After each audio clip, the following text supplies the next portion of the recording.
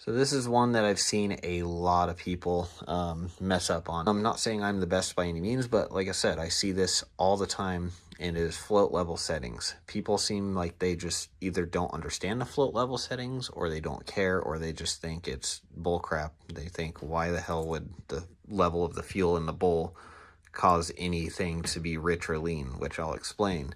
So some of the symptoms of float level being too low is going to be a hanging idle after you blip the throttle, and it hangs for a few seconds and then it idles down, down, down, and it dies. Or it's a hanging idle that stays hanging and does not die.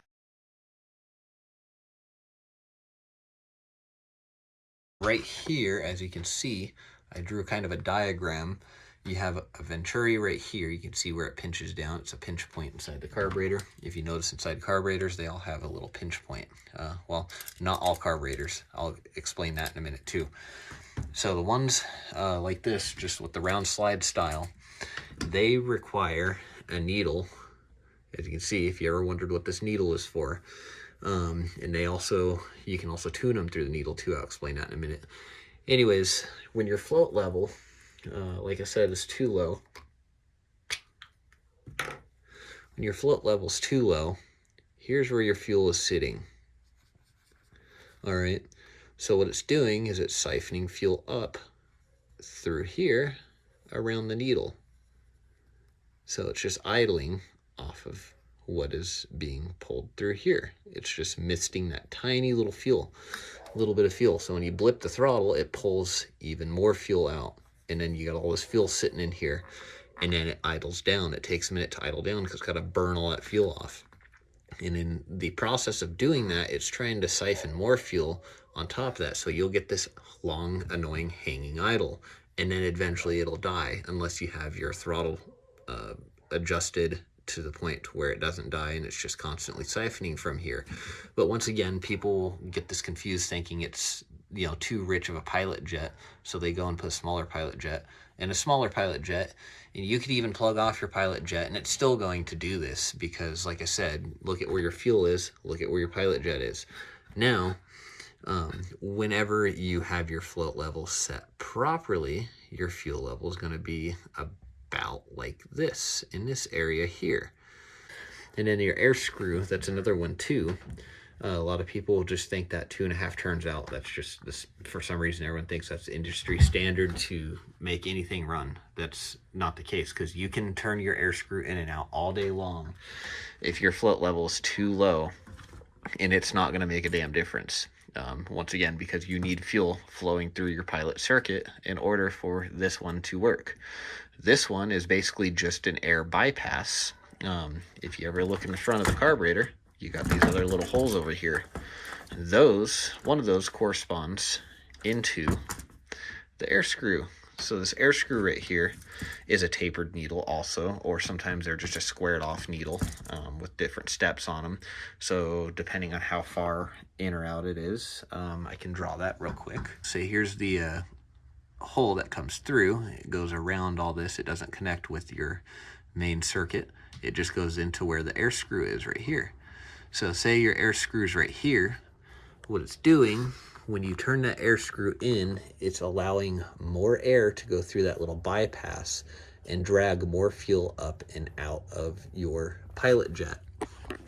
So when you turn that screw out, it allows more. When you turn that screw in, it allows less.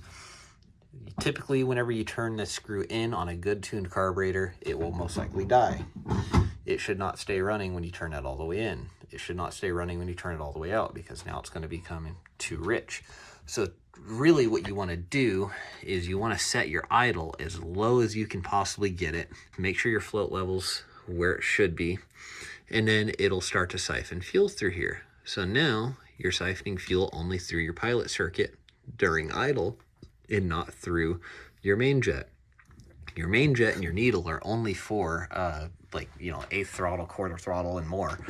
You don't want that to make the engine idle. Otherwise, like I said, you're going to get a rich condition, which, once again, I know it sounds weird and counterintuitive because it's, you know, it's the pilot circuit's too lean. So that's what's going on there. the more air that comes through here, the more air pulls through here. So typically you want to set your idle down as low as you can, and then you can actually tune your engine by the air fuel screw and not have to tune it by the idle adjustment screw. If you need to, say if you can't get it to run period, start off with a 1 or 2 turns out on there, and then start the bike or try to start it until you get it started with the adjustment of the idle screw. And then you want to turn your air screw out till you hear the engine either rise in RPMs or go down in RPMs. If the engine rises in RPMs when you turn that screw out, lower your idle screw down more and more until the engine starts to die out. Now turn your screw out more and see if it idles up higher. If it idles up higher, lower your idle screw a little more. Your air fuel screw, the more you turn it out, the higher the engine RPM should go.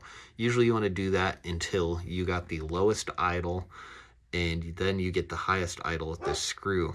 So as you can see here, I've got the spring. So now for like the needle tuning and stuff, a lot of people don't realize you have needles with different tapers on them. So you got needles that are just like this, for example. I mean, this is way over exaggerated. And then you got needles that are like this, and then they go like this. This is, like I said, way over exaggerated. This is like the size of the tip of this thing. So you got needle shapes like that. So what that'll do, whenever, say, you are accelerating or whatever, a needle with a finer taper like that will give you a little bit of a smoother fuel delivery to the engine, according to what size jet you got in there. Now, if you have a needle that's like this, a sharper point on it, you're going to get power that's going to hit on a lot quicker when you crack the throttle, because you have such a quick taper now. And typically, I do these on engines that I build that are higher horsepower builds or whatnot for some of the guys I've done stuff for.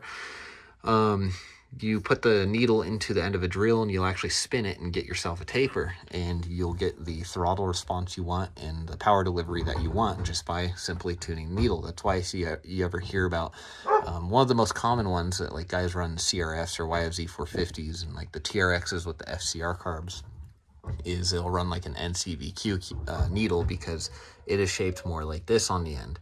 And I've actually taken those and even sanded those too. These carburetors right here, this is a CV style carburetor, and this is a continuously variable. There's no taper like how normal carburetors would have. There's no taper right there. They're just straight through, but they still have a slide, and then they still have a needle, and they have a throttle blade. So the way these ones work is, since they don't have the venturi, they technically do still have a venturi, they just use this slide as a venturi.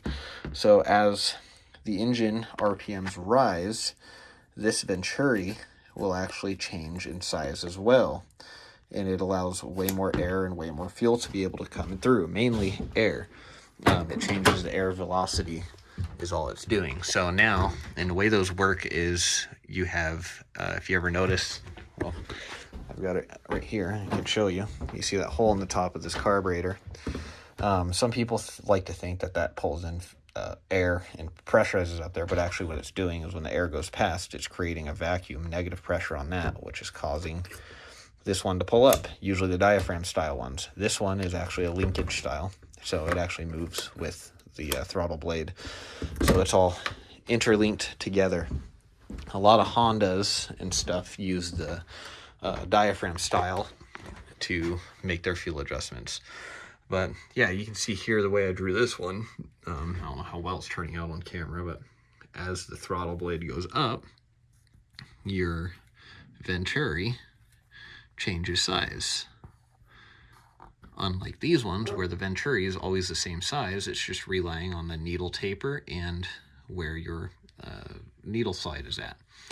So hopefully that helps you guys out. I tried to explain it the best I can. If you guys like these type of videos, go ahead and like and subscribe.